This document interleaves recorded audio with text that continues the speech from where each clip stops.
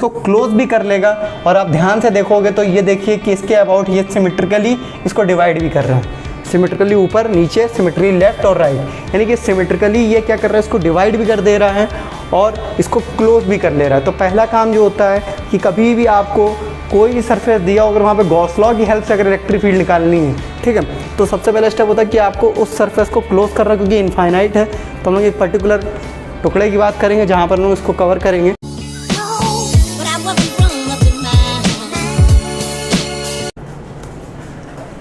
Welcome students, आज जो हम लोग टॉपिक चालू करने वाले हैं, जैसा कि आपने पिछले लास्ट लेक्चर में देखा हुआ था कि हम लोगों ने गॉस लॉ के ऊपर 2 लेक्चर करे हुए हैं। प्रॉपरली एक एक चीज़ को हम लोगों ने गॉस लॉ में समझा है कि गॉस लॉ थ्योरम क्या कहती है, गॉस लॉ में कंडीशन क्या क्या होती हैं, किन कंडीशन पे गॉस लॉ फेल हो जाता है, कहाँ पर वो एप्लीकेबल होता है। इसके बाद हम लोगों ने थोड़ा सा आगे बढ़े तो गॉस लॉ के कितने वैरायटी ऑफ क्वेश्चन हो सकते हैं, 2 डायमेंशन में कितने हो सकते हैं, 3 डायमेंशन फिगर्स में कितने क्वेश्चन हो सकते हैं। हम लोगों ने वो सारी चीज़ें पिछले लेक्चर में कवर करी हुई थी। आज के लेक्चर में हम वो चीज़ कवर करेंगे जो चीज़ हमने अभी तक पढ़ी है, यानी कि गॉस लॉ जो पढ़ी है उसका अप्लीकेशन किस जगह पर है, उसका अप्लीकेशन किस जगह पर है। तो गॉस लॉ के जो अप्लीकेशन है वो कुछ 3 तरीके के होते हैं। वो अप्लीकेशन बहुत ही इंपॉर्टेंट हैं क्योंकि हर साल या 1 या 2 साल के बाद वो आपके बोर्ड में पूछे ही जाते हैं, ठीक है। तो उसके ये प्रूफ होते हैं, आपके स्कूल के लेवल पे उसके डेरिवेशन आएंगे। तो उसी में से हम जो पहला जो एप्लीकेशन है, 3 एप्लीकेशन है, तो पहला जो एप्लीकेशन है electric field due to infinite linear charge wire, due to infinite linear charge wire. तो due to infinite linear charge wire की वजह से क्या इलेक्ट्रिक फील्ड होती है, इसके लिए हम लोग गॉस लॉ को अप्लाई करते हैं, ठीक है। जैसा कि हम लोगों ने पढ़ा है कि गॉस लॉ जो होता है वो किस चीज़ के लिए होता है, गॉस लॉ होता है हमारा इलेक्ट्रिक फील्ड निकालने के लिए। क्या करने के लिए, इलेक्ट्रिक फील्ड निकालने के लिए। तो जब भी इलेक्ट्रिक फील्ड निकालनी होती है और कोई उस जगह पर इलेक्ट्रिक फील्ड निकालनी होती है जहाँ पर कुछ डिस्क्रीट अमाउंट में चार्ज ना हो, चार्ज जो हो वो कुछ कॉन्टीन्यूअस अमाउंट में हो, काफ़ी बड़ी मात्रा में हो। अगर हमको छोटी छोटी मात्रा में अगर हमें कभी चार्ज देखना पड़ता है तो हम सिंपली जो फॉर्मूले होते हैं उसके हेल्प से हम लोग निकाल लेते हैं। लेकिन अगर हमें कहीं पर एक पूरी शीट दी है, कहीं पर कॉन्टीन्यूअस अमाउंट, कहीं एक एग्रीगेट अमाउंट में कहीं चार्ज दिया, उसकी वजह से हमें इलेक्ट्रिक फील्ड निकालनी है तो हमें गॉस लॉ की हेल्प लेनी पड़ती है। तो अगर हम लोग यहाँ पे जो बात कर रहे हैं, जो हेडिंग हम लोगों ने डाली है वो डाली है कि electric field due to the infinite linear charge wire, ठीक है। मतलब ये क्या कह रहा है कि आपने एक लीनियर चार्ज वायर लिया जो इनफाइनाइट है। अब इनफाइनाइट तो चार्ज वायर आप कहोगे कि सर इतना बड़ा चार्ज वायर कहाँ से लेंगे इनफाइनाइट लेंथ का, तो यहाँ पे इनफाइनाइट का मतलब दूसरा है। ये जो आपने चार्ज वायर लिया है ये कोई इनफाइनाइट नहीं हो जाता है कि पता चल रहा है कि हम लोगों ने ज़मीन से चालू किया और वो आसमान तक और धरती के बाहर जा रहा है। ये कुछ वैसा नहीं हो जाता इनफाइनाइट, ठीक ना। इनफाइनाइट को हमें समझना पड़ेगा, इनफाइनाइट मतलब क्या होता है, ठीक ना। इनफाइनाइट के को हम लोग जनरली के ये समझते हैं जो बहुत बड़ी क्वांटिटी में, जिसको हम लोग कैलकुलेट नहीं कर सकते हैं, जिसको हम लोग कंट्रोल नहीं कर सकते, वो चीज़ लोग समझते हैं। लेकिन यहाँ पर अगर हमने इनफाइनाइट ऐसा वायर ले लिया तो वो प्रैक्टिकली पॉसिबल नहीं है। तो किस चीज़ को इनफाइनाइट बोलते हैं उसको भी समझते हैं, ठीक है। जैसे कि अगर यहाँ पर इनफाइनाइट वायर का मतलब क्या कि ये एक इनफाइनाइट वायर है और बोला जाएगा कि इससे कुछ डिस्टेंस, लेट अस सपोज ये आर डिस्टेंस दूर एक कोई पी पॉइंट है, इस पी पॉइंट पे इलेक्ट्रिक फील्ड कितनी है, ठीक है। तो ये पी पॉइंट के रिस्पेक्ट में अगर हम लोग देखेंगे तो ये वायर जो होगा वो इनफाइनाइट होगा। कैसे, क्योंकि लेट अस सपोज अगर मान लिया आर जो है ये मान लिया जाए 1 सेंटीमीटर है और ये जो इसकी डिस्टेंस है वो मान लिया जाए कि मान लिया जाए 100 मीटर है। तो ये 100 मीटर का अगर वायर है, ठीक है, तो 100 मीटर का वायर इसके रिस्पेक्ट में अगर 1 सेंटीमीटर की दूरी पर 1 सेंटीमीटर की दूरी देखेंगे तो इसको लगेगा कि ये जो वायर है ये पूरा क्या है, इनफाइनाइट वायर है। ये पूरा कैसा है, इनफाइनाइट वायर है, ठीक है। तो इसका क्या मतलब कि ये जो लेंथ होगी, जैसे लेट अस सपोज ये कोई एल लेंथ है, ठीक है, लेट अस सपोज ये कोई एल लेंथ है, तो एल जो होना चाहिए वो आर से, ये लेट अस सपोज ये आर है, तो एल जो हो वो बहुत ही बड़ा हो देन आर के। तो L is greater than R. अगर ये कंडीशन होल्ड कर रहा है तभी हम लोग बोलेंगे कि ये एक इनफाइनाइट वायर है, ठीक है ना। तो इनफाइनाइट वायर मतलब 100 मीटर में भी जो वायर होगा वो इनफाइनाइट हो सकता है, ठीक है। उसके लिए बहुत बड़ा नहीं हमें चाहिए, ठीक है। तो ये चीज़ हम लोगों ने यहाँ पे देख ली है। तो इनफाइनाइट वायर हमें टर्म क्लियर हो गया है। अब देखो जो गॉस लॉ होता है उसकी हेल्प से इलेक्ट्रिक फील्ड तो निकालते हैं, ठीक। अभी तक हम लोग जो गॉस लॉ की हेल्प से इलेक्ट्रिक फील्ड निकाल रहे थे वो बहुत ही सिंपल था। मतलब हमें केवल क्या करना था, फ्लक्स को थोड़ा सा कैलकुलेट करना था, कुछ उस तरीके से करना था। लेकिन अब क्या हो गया है, अब जो हमको गॉस लॉ लगाना है वहाँ पे 4 स्टेप को फॉलो करना है। वहाँ में क्या करना है, 4 स्टेप्स को फॉलो करना है। तो 4 स्टेप क्या है, वो 4 स्टेप अगर आपने समझ लिए तो आपको गॉस लॉ का डेरिवेशन जो स्कूल में आ सकता है या फिर बोर्ड के एग्जाम में आ सकता है। दोनों ही जगह आप बहुत ही आसानी से उस डेरिवेशन को कर लेंगे, ठीक है। तो स्टेप 1 क्या होता है, हम लोग स्टेप वाइज चलते हैं। अगर स्टेप 1 को हम लोग देखना चाहें तो स्टेप 1 सबसे पहले अगर मैं कहीं पर भी, अगर किसी भी जगह पर अगर हमको इलेक्ट्रिक फील्ड निकालनी है तो उस जगह पर हमें सबसे पहले एक गॉसियन सरफेस ड्रॉ करना होता है। तो पहला स्टेप होता है ड्रॉ द गॉसियन सरफेस। क्यों? क्योंकि हम लोगों ने गॉस लॉ पढ़ा कि गॉस लॉ एप्लीकेबल कहाँ पर है, एक क्लोज्ड गॉसियन सरफेस पे ही एप्लीकेबल है। जब तक क्लोज सरफेस नहीं होगा, यानी कि जिस जगह पर हमें इलेक्ट्रिक फील्ड निकालनी है उसको वो जब तक क्लोज नहीं करी जाएगी तब तक हम लोग उसकी इलेक्ट्रिक फील्ड नहीं निकाल सकते, ठीक। तो ये देखिए आर डिस्टेंस पे अगर मान लीजिए ये पी पॉइंट है, यहाँ पर अगर हमें इलेक्ट्रिक फील्ड निकालनी है, ठीक, तो हम लोगों ने सबसे पहले काम क्या किया कि ड्रॉ किया गया गॉसियन सरफेस। तो हमें गॉसियन सरफेस कुछ ऐसा ड्रॉ करना होता है कि जो सिमेट्रिकल हो, क्योंकि हम लोग दूसरा पॉइंट जब हमने कंडीशन ऑफ, आपको बताया था कंडीशन क्या क्या होती है, यहाँ गॉस लॉ लगता है, पिछले लेक्चर में आपने देखा होगा, ठीक। तो जो कंडीशन जो लगती है वो हमें सारी कंडीशन यहाँ पे एप्लीकेबल करानी पड़ेगी। तो गॉसियन सरफेस जो भी लेंगे वो एक सिमेट्रिकल होना चाहिए। सिमेट्रिकल मतलब क्या, जिससे अगर लेफ्ट में भी देखें तो भी सेम उतनी क्वांटिटी में वो डिवाइड हो, उतना राइट में जितना अप में हो उतना ही डाउन में हो, ठीक। तो अगर हम लीनियर चार्ज की बात कर रहे हैं, अगर हमें सिमेट्रिकल अगर हमें देखना है और हमें क्लोज भी करना है, यानी कि 3D भी देखना है, सिमेट्रिकल भी देखना है और क्लोज करना है तो 3D भी देखना है, तो हमको अगर हम लोग सिलेंड्रिकल इस सरफेस को ले लेते हैं, अगर सिलेंड्रिकल गॉसियन सरफेस को ले लेते हैं तो इसको क्लोज भी कर लेगा। और आप ध्यान से देखोगे तो ये देखिए कि इसके अबाउट ये सिमेट्रिकली इसको डिवाइड भी कर रहा है, सिमेट्रिकली ऊपर नीचे, सिमेट्रिकली लेफ्ट और राइट, यानी कि सिमेट्रिकली ये क्या कर रहा है, इसको डिवाइड भी कर दे रहा है और इसको क्लोज भी कर ले रहा है। तो पहला काम जो होता है कि कभी भी आपको कोई भी सरफेस दिया हो, अगर वहाँ पे गॉस लॉ की हेल्प से अगर इलेक्ट्रिक फील्ड निकालनी है, ठीक है, तो सबसे पहला स्टेप होता है कि आपको उस सरफेस को क्लोज करना है, क्योंकि इनफाइनाइट है। तो हम लोग एक पर्टिकुलर टुकड़े की बात करेंगे जहाँ पर हम लोग इसको कवर करेंगे, ठीक। तो ये लेट अस सपोज ये हम लोगों ने इसको कवर कर लिया है, तो पहला स्टेप हमारा कंप्लीट हो गया, ड्रॉ द गॉसियन सरफेस, ठीक।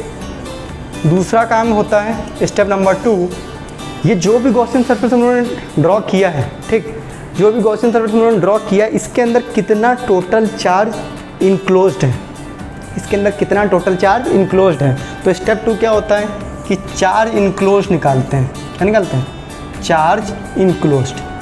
अच्छा, चार्ज इनक्लोज्ड कैसे निकालते हैं? जैसे कि हम लोगों ने आपको जब मैंने कॉन्टिन्यूस चार्ज डिस्ट्रीब्यूशन बताया था तो मैंने कहा था 3 तरीके से चार्ज डिस्ट्रीब्यूट होता है, ठीक। तो उसमें मैंने बताया कि अगर लेंथ के अलॉन्ग कभी भी चार्ज डिस्ट्रीब्यूट होगा तो वो कुछ डिनोट किया जाएगा। अगर मान लिया जाए यहाँ पर जो चार्ज डिस्ट्रीब्यूट है वो कुछ इस तरीके से कि वहाँ पर चार्ज डेंसिटी जो गया है वो लैम्डा है। लैम्डा क्या होती है?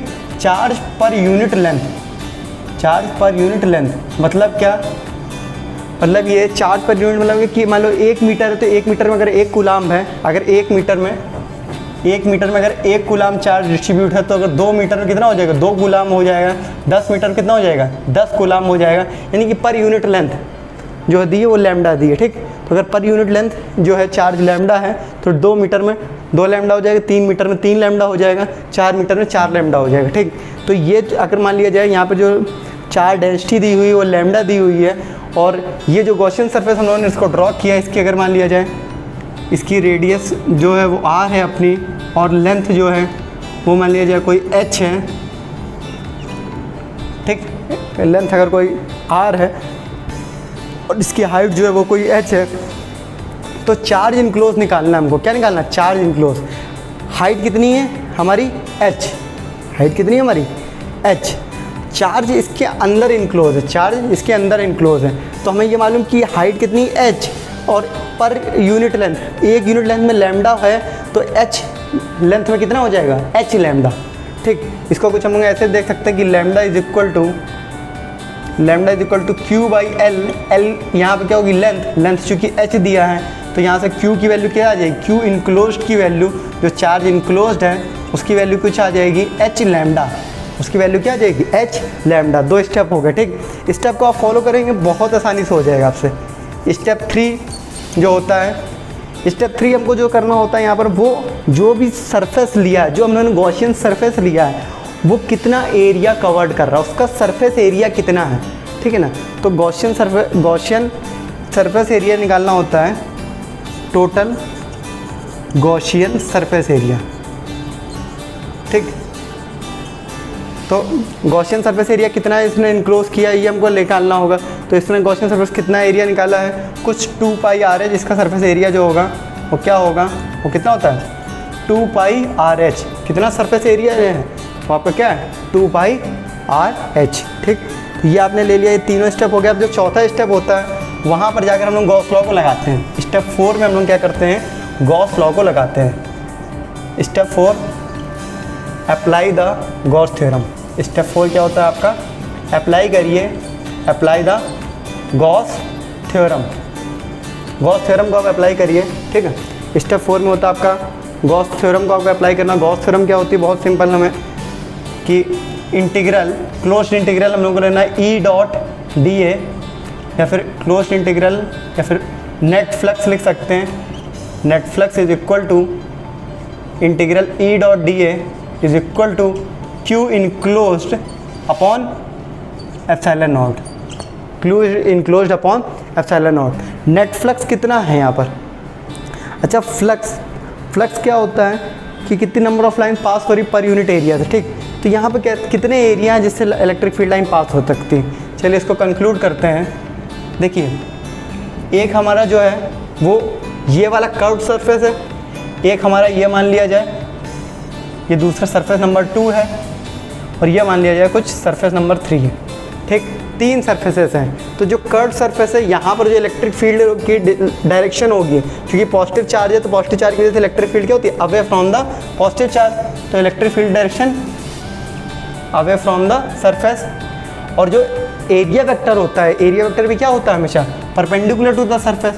तो इलेक्ट्रिक फील्ड और एरिया वेक्टर के बीच का एंगल कितना हो गया 0 डिग्री 1 के कारण। ठीक, अब 2 जो हमारा सरफेस है यहाँ पर हम लोग देखेंगे 2 सरफेस वेक्टर, हम लोग यहाँ पर एरिया वेक्टर निकालेंगे तो इस सरफेस के परपेंडिकुलर ये रहा आपका एरिया वेक्टर। ठीक, और इलेक्ट्रिक फील्ड तो अब भी इधर ही रहेगी। इसके बीच का एंगल कितना हो जाएगा 90 डिग्री। 90 डिग्री यानी कि यहाँ पर नेट फ्लक्स 0 हो जाएगा। ऐसे यहाँ पर भी हम लोग देखेंगे तो ये भी सरफेस दिया है, इसकी वजह से भी जो एरिया वेक्टर होगा वो डाउन जाएगा। एरिया वेक्टर डाउन जाएगा तो ये नीचे की तरफ है, इलेक्ट्रिक फील्ड किधर जा रही है, इस तरफ जा रही है। तो ई और ए के बीच में एंगल कितना हो जाएगा फिर से कुछ 90 डिग्री। ये किधर हो जाएगा, कितना हो जाएगा 0 हो जाएगा, ये भी हो जाएगा 90 डिग्री। तो 3 यहाँ पे नेट फ्लक्स जो है वो किसके कारण है, φ1 + φ2 + φ3। ठीक, और φ1 की वैल्यू क्या है कुछ ई डॉट डी ए। ई डॉट डी ए की बात अगर हम लोग करेंगे, ठीक है, इनक्लोज्ड ई डॉट डी ए, और डॉट हटा देंगे तो कॉस, अगर 1 की यहाँ पे बात करें पहले वाले सर्फेस के लिए कॉस 0 है, बाकी दूसरे वाले में जो है वो integral E D A cos 90, और फिर अगला वाला भी इंटीग्रल ई डॉट डी ए कॉस 90। ठीक, तो कॉस 90 होने की वजह से क्या है, ये दोनों ही 0 हो गए हैं। यहाँ पर कॉस 0 चूँकि 1 होता है, integral E dot D A आ जाएगा। ठीक, तो ई डॉट डी ए आ जाएगा, तो ई डॉट डी ए यहाँ पे इलेक्ट्रिक फील्ड हो चुकी कांस्टेंट है तो इलेक्ट्रिक फील्ड बाहर आ जाएगी। डी ए को केवल इंटीग्रेट करेंगे तो डी ए जो हमारा है वो क्या है 2 pi R H. 2 pi R H ये आपका इधर आ गया। तो और नेट फ्लक्स जो होता है वो बराबर कितना किसके होता है, क्यू इनक्लोज्ड के। किसके बराबर होगा, क्यू इनक्लोज्ड के। और क्यू इनक्लोज्ड अभी हम लोग निकाल चुके हैं, वो क्या है एच लैम्डा। ठीक, तो कुछ हम लोग यहाँ बात करेंगे तो ये बराबर हो गया Q enclosed upon epsilon naught. ठीक है, और क्यू इनक्लोज्ड की वैल्यू अगर हम लोग निकालने की कोशिश करेंगे तो हम लोग पहले ही जो हम लोग निकाला एच लैम्डा वो वहाँ पे जाकर रख देंगे, तो ये आ जाएगा E into 2 pi R H equal to H lambda upon epsilon naught. ठीक, यहाँ से हम लोग देख रहे हैं साफ साफ कि एच से एच कैंसिल हो जा रहा है, और इलेक्ट्रिक फील्ड की जो वैल्यू निकल के आ जा रही है वो कुछ निकल के आ रही है ई इज इक्वल टू, इसको हम लोग देख लेते हैं तो ये आ जाएगा lambda upon 2 pi epsilon naught R. Electric field क्या आ जाएगा E is equal to lambda upon 2 pi epsilon naught R. ठीक, इसी को थोड़ा सा इम्प्रूव कर लेते हैं। इसको थोड़ा इम्प्रूव करके जो आता है वो कुछ आता है आपका ई इज इक्वल टू, अगर 2 से ऊपर नीचे मल्टीप्लाई डिवाइड कर दें तो आ जाएगा 2 लैम्डा, और नीचे भी 2 से मल्टीप्लाई कर दें तो आ जाएगा 4 पाई एप्सिलॉन नॉट आर। ठीक, तो 1/4 पाई एप्सिलॉन नॉट जो होता है वो कुछ होता है के, तो ये ई की वैल्यू क्या जाती है 2 के लैम्डा बाई आर। तो ये क्या जाता है ई इक्वल टू 2 के लैम्डा बाई आर। और हमको एक चीज़ यहाँ पे क्या दिख रही है कि देखिए 2 भी कांस्टेंट है, k भी कांस्टेंट है, लैम्डा भी कांस्टेंट है, r जो है वो वेरी कर रहा है, यानी कि इलेक्ट्रिक फील्ड जो है, ये तो आपका शॉर्ट में आपका न्यूमेरिकल के सॉल्व करने में ये काम आएगा। और इलेक्ट्रिक फील्ड जो है वो क्या इन्वर्सली प्रोपोर्शनल टू r है, इन्वर्सली प्रोपोर्शनल टू r है। अगर हम इसका ग्राफ बनाना चाहेंगे तो E वर्सेस R का ग्राफ जो बनाएंगे वो कुछ दिया 1/x के कर्व के जैसा, तो इलेक्ट्रिक फील्ड कुछ इस तरीके से घटती हुई दिखाई देगी। तो आपको समझ में आ रहा है, यानी कि हम लोग जैसे जैसे इस इनफाइनाइट वायर से दूर जाते जाएंगे वैसे वैसे इलेक्ट्रिक फील्ड की वैल्यू R कम होता जाएगा। जैसे R घटता गया तो इलेक्ट्रिक फील्ड की वैल्यू बढ़ती जाएगी, या फिर पास आते जाएंगे तो इलेक्ट्रिक फील्ड बढ़ता जाएगा, और अगर R की वैल्यू बढ़ेगी तो इलेक्ट्रिक फील्ड घटेगी। ठीक है, इन्वर्सली प्रोपोर्शनल का रिलेशन है।